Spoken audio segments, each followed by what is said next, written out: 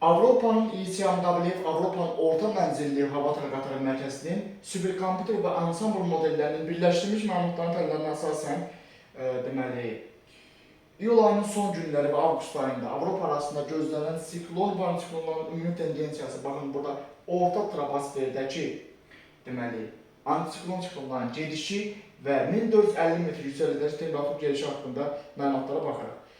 Hazırda Avropanın şərqində Türkiyə ərazisində müşahidə edilən qeyri-sabit dalğanın iyul ayının 27-sində artıq Azərbaycan arasında daxil olması nəticəsində iyul ayının 27-28-sində Bakıda güclü şimal şölləri əsdi. Ən çox da küləyin pik həddi 27 iyul, gün ərzində 27 iyuldan 28 iyula keçən gözlənir. Bakıda kifayət qədər ciddi bir külək nəticəsində fəsadların yaranması potensialı iyul ayının 27-sində pik həddə çatacaq. Növbəti proses, baxın burada gördüyünüz kimi iyul ayının 28-sində Azərbaycan ərazisi antisiklon sistemi ilə ekstratropik siklon sisteminin cəhvə zonasında yerləşəcək. Bu da deməli hava şəraitindəki dəyişiklik risklərini bir xeyli artıra bilər və növbəti dalğa, baxın burada açıq aydın göstərilib ki, iyul ayının 29-u, baxın burada Azərbaycan ərazisində Qafqazın cənubunda hava temperaturu artsa da deməli Şərqi Avropa, Qara dənizin şimalı Ukraynada, Qərbi Rusiyada, Şimali Qafqazda növbəti ekstratropik siklon sisteminin keçməsi nəticəsində iyul ayının 30-u və 31-də baxın bu sistem daha da güclənəcək və genişlənəcək. Bu da Şimali Qafqazdakı sərin hava axınlarının Azərbaycanın Böyük Qafqaz, Kiçik Qafqaz, Cəlilabad, Astrada qısa müddətli lokal xarakterli dağ kəndlərində leysan, ildırım dolu prosesləri olacaq. Bakıda da iyul ayının deməli küləkli günlərin sayı iyul ayının son günlərində artacaq.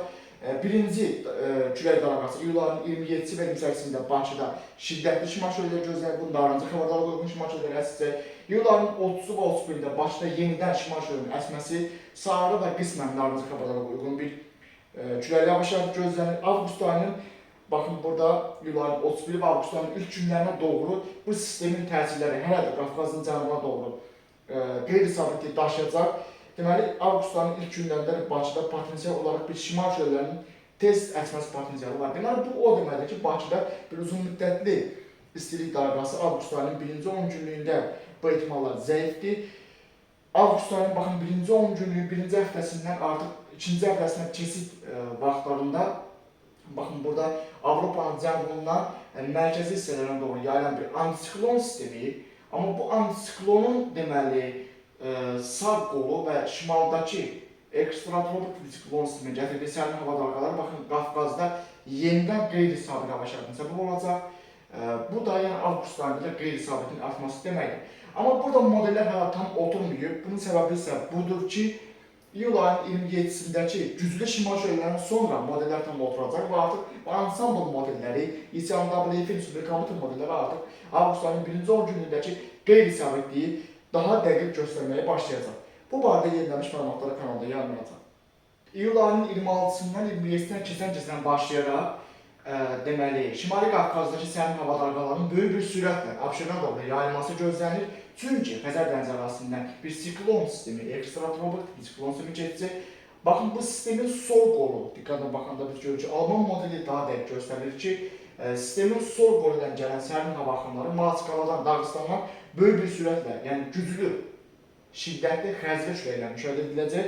İyul ayının 27-sində Bakı, Abşeron, Sumqayıt və Bakının ətraf qəsəbələrində şimal küləklərində, xəzri küləklərinin ali maksimal sürəti saatda 100 km-dir həmləsi, küləyin həmləsi 100 km keçəcək. Bu da kifayət qədər ciddi bir külək deməkdir. Artıq narıncı xəbərdarlığa uyğun Bakıda, Abşeron, Sumqayıt və ətraf qəsəbələrində narıncı xəbərdarlığa uyğun külək əsəcək iyul ayının 27-sində. Və bu proses 27 iyulda, 28 iyulda keçən gecə pik həddə çatacaq. 28 iyul tarixində isə bu prosesin artıq zəifləməsi, yəni küləklərin sürətinin azalması gözlənir. Xəzər dənizində, açıq dənizdə iyul ayının 27-si və 28-sində qırmızı xəbərdarlığa uyğun şiddətli şimal küləkləri əsəcək. İyul ayının 29-da şimal küləkləri zəifləyəcək, amma və lakin iyul ayının 29-u axşam 30-da və iyul ayının 31-də baxın yenidən burada bir şimal küləkləri iyul ayının 30 və 31-də Bakıda yenidən sarı və narıncı xəbərdarlığa uyğun şimal küləklərinin əsməsi gözlənir. Deməli, bu da bir daha bunu göstərir ki, Abşeronda hazırki, yəni iyul ayının 25-26-sında müşahidə edilən istilik dalğasının ən pik hissəsi iyul ayının ötən dövründə qalacaq. İyul ayının son günlərində və avqust ayının birinci 10 günlüyündə isə havanın artıq daha, yəni 35-40 dərəcəyə qədər istiliyin baş verməsi potensialı zəifdir. Yəni 30-35 dərəcə civarında bir istilik olacaq və bu şimal şöllərinin əsli günlərdə isə Abşeronda bu proses artıq temperatürün 30 dərəcədən aşağı enməsi səbəb olacaq. İyul ayının 27-sində baxın orta troposferdəki proseslər göstərilir. Azərbaycanın cənubunda bir antisiklon sistemi, eyni zamanda baxın burada Avropadan gələn sərin hava dalğaları ilə antisiklonla sərin hava axınlarının ekstratropik siklon sisteminin sol qolu ilə antisiklon sisteminin cəbhə zonasında Azərbaycan arası yerləşdiyi üçün baxın Azərbaycanda qeyri-sabit iyul ayının 27-ci və 28-də Böyük Qafqaz, Kiçik Qafqaz, Gəncə, Qazax, Naxçıvan, Cəlilabad, Asarda, yəni dağlıq kəndlərdə iyul ayının 27-ci və 28-də potensial qısa müddətdə 7, 10, 15 km radiusda şimşək, leysan, dolu potensialı var. Bakıda isə bu proses şiddətli şimal şöllərdə müşahidə ediləcək. Eyni zamanda ola bilsin ki, Bakıda da iyul ayının 27-ci və 28-də havada buludluq arta bilər. Bu barədə birbaşa PEC məlumatlarının təbliğləri əsasında son dəqiqə məlumatları kanalda yayınlanacaq. Bu sistemin parametrlərinə əsasən iyul ayının 30-u və 31-də də baxın burada şimaldan keçən bu sərin, baxın burada əməli baş göstərilib, ekstratropik siklon sisteminin yenə də Qafqaza müdaxiləsi, yəni bu sistemin təsiri ilə Qafqazda iyul ayının 30-u və 31-də də Bakıda yenidən şimal şöllərinin əsməsi potensialı var. Bu barədə yenilənmiş məlumatlar kanalda yayınlanacaq. Kopernik İqlim Tədqiqatları Mərkəzi, Avropanın İlçiyan WF, Avropanın İqlim Tədqiqatları Mərkəzinin birgə yayınladığı model təhlillərinə əsasən baxın iyul ayının 27-sindən avqust ayının 2-sinə qədər deməli, baxın Qərbi Avropada, Mərkəzi və Cənubi Avropada istilik dalğası gözlənilir. Türkiyədə, Ukraynanın şərqində, Rusiyanın qərb hissəsində Şimali Qafqaza bir sərin hava axınlarının təsiri ilə baxın burada açıq-aydın göstərilib ki, Abşeronda da bir şimal şöllərinin təsiri ilə hava şəraitinin nisbətən sərinləşməsi potensialı var. Deməli, burada baxın avqust ayının 3-dən 9-una qədər yenə də Qərbi və Mərkəzi Avropada geniş bir antisiklon sisteminin təsiri ilə avqust ayının 3-dən 9-una qədər Qərbi və Mərkəzi Avropada istilik dalğası gözləniləndi və təbii ki, fizikanın qanunlarına uyğun olaraq əgər Qərbi və Mərkəzi Avropada antisiklon sistemi aktiv olursa, təbii ki, Avropanın şərqində baxın burada bir sərin dalğa gözlənilir və bu təbii ki, Azərbaycanda baxın istilik dalğası olmayacaq, daha çox sərinləşmə potensialı var. Bu barədə yenilənmiş məlumatlar kanalda yayınlanacaq. Avqust ayının 10-dan 19-una qədər də yenə də Avropanın qərbi və mərkəzi cənubi rayonlarında istilik dalğası, antisiklonik bloklanma gözlənilir. Amma Qafqazın cənubu, Azərbaycanda baxın burada bir sərin hava axınları gözlənilir. Baxın burada sərin hava axınlarının Qərbi Rusiyadan Qafqaza doğru müdaxiləsində bir xeyli artım potensialı var. Yağıntı anomaliyasına baxanda isə yağıntılar haqqında deməli ciddi bir siqnal hələ ki yoxdur. Avqust ayı ərzində bu barədə yenilənmiş məlumatlar kanalda yayınlanacaq. Amerikanın NOAA milli qurumu var. Deməli, Milli Okean və Atmosfer Departamenti. NOAA-nın Amerikanın GPS model seriyası avqust ayının 1-ci 10 günündə baxın burada orta troposferdə bir siklon və ekstratropik siklon sisteminin fəaliyyəti siqnallarını göstərir. İndidən, yəni Qazaxıstanda bir mövsümdən kənar bir sərinləşmə olacaq və bu Şimali Qafqazdan, Xəzər dənizinin şimalından Qafqazın cənubuna doğru bir sərin hava axınlarının yayılması nəticələrinə bilər. Deməli, avqust ayının 1-ci 10 günündə potensial bir dəyişiklik ehtimalları var.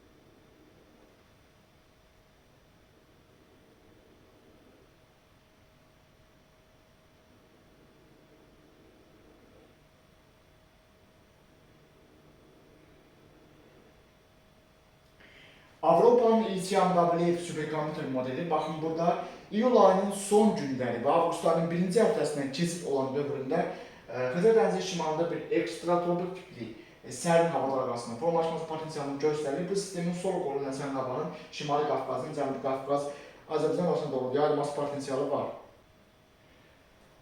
Deməli, Amerikanın NOAA qurumu, Milli Okean və Atmosfer Departamentinin CFS versiya 2 modeli deməli 2026-cı ilin oktyabr ayındakı orta troposferdəki anomaliyalarını göstərir və digər modellərə baxaraq orta prosesi mən göstərirəm. Bu CFS modeli göstərir ki, oktyabr ayında, 2026-cı ilin oktyabr ayında baxın, əməlli başlı Azərbaycandan şimalda bir antisiklon fəaliyyəti gözlənir. Yəni bu, orta troposferdə atmosfer təzyiqinin tez yüksəlib azalması deməkdir. Orada antisiklon bloklanması olanda təbii ki, bu Azərbaycanda, baxın, burada isə cənubda atmosfer təzyiq azalacaq. Deməli, bu bir potensial cənub siklonlarının Qafqazın cənubuna müdaxiləsi 2026-cı ilin oktyabrında artacaq və şimaldakı bloklanma da təbii ki, Azərbaycana ciddi bir təsir edə bilər.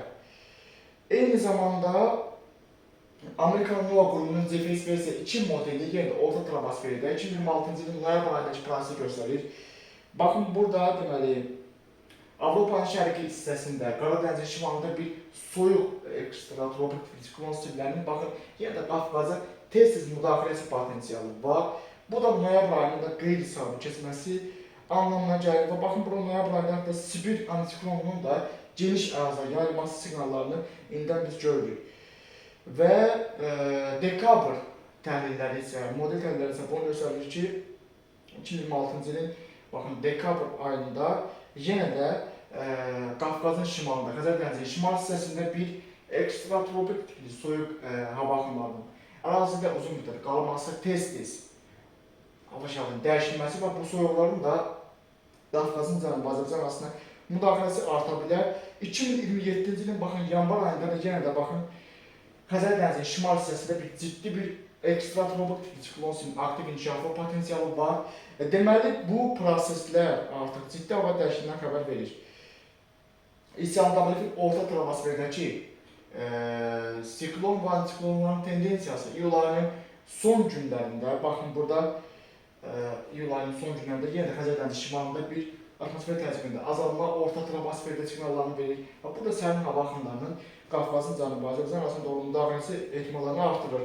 ECMWF-in orta troposferdəki proseslərin anomaliyası haqqında baxın, burada avqust ayının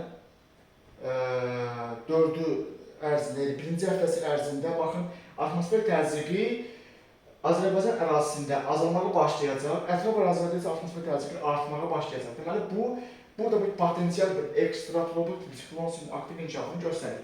Yəni, Azərbaycan arasında avqust ayının birinci 10 günlüyündə Böyük Qafqaz, Kiçik Qafqaz, Naxçıvan, Gəncə, Qazax, Cəlilabad, Masallı, Lənkəran, Astara, Yarımlı, Yeniş, Dağlıq, Şirvanda vaxtına əvvəl bir erkən payız yağışlarının başlaması potensialı var. Bu barədə mən daha ətraflı danışacağam.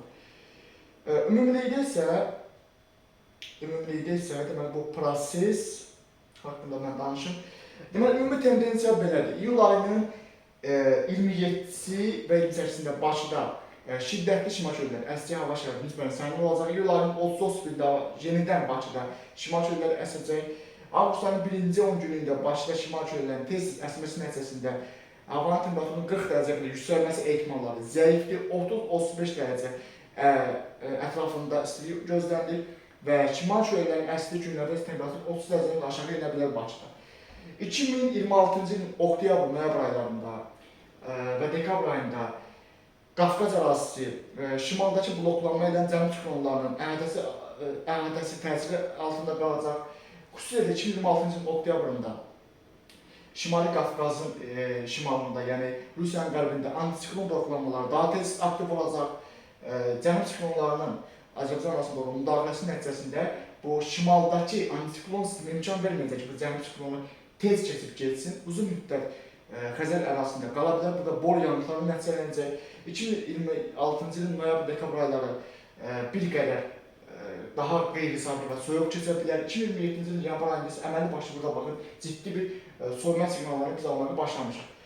Bu modellər indidən bu siqnalları verir təbii ki, amma yenilənmiş məlumat təlləri əsasında deməli həm ansambl modellərinin son dəlilləri, Amerikanın Noir qrupunun CFS versiya 2 mövsümlük modelləri, ISMW-nin superkompüter modelləri, bunların hamısı haqqında qısa metrajlı və uzun metrajlı videolar kanalda yayınlanacaq və bu proseslər yaxın günlərdə necə dəyişəcək və payız dövründə hansı proseslər baş verə bilər, 2026-nın dekabr, 2027-ci ilin yanvar ayında Azərbaycanda hansı proseslər baş verə bilər, mən bunun haqqında danışmışam və yenidən mövsümlük modellər yeniləndikcə bu barədə daha ətraflı danışacağam. Bugünlük bu qədər. Sağ olun, sağ olun.